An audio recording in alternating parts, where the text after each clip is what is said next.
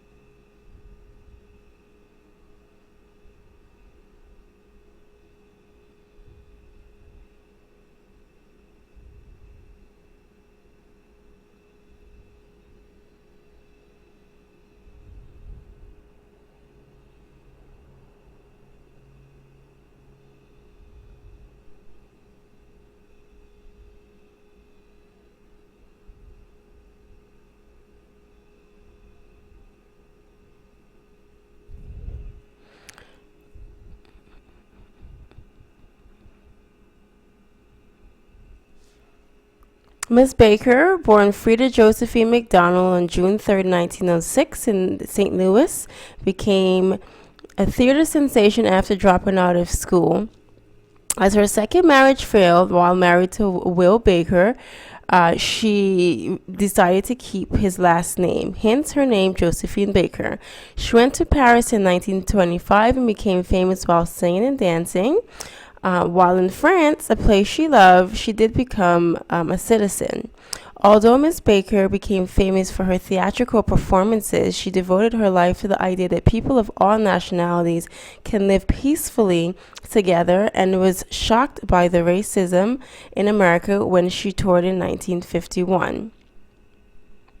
Here you have an old Miller, vintage Miller ad of someone of a darker skin tone, I believe after segregation, serving to individuals of a lighter skin tone. And on these two sides, these two pictures, you have segregation that was enforced by the Jim Crow laws.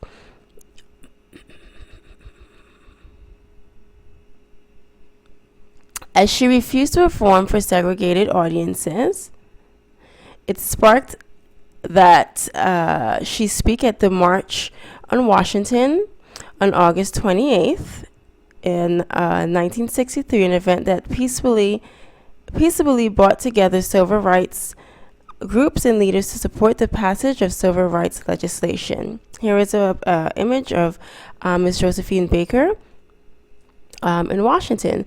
The ideology of race has had a long and complicated history in the United States, from the peculiar institution of slavery to the civil rights movement of the 1960s and the efforts to right the wrongs of the past. My primary source then helps develops ideas of race, because racist attitudes, the expressions of the guests in the ballroom as Miss Baker began to dance still remained, although the concept of race based on physical traits may be hidden.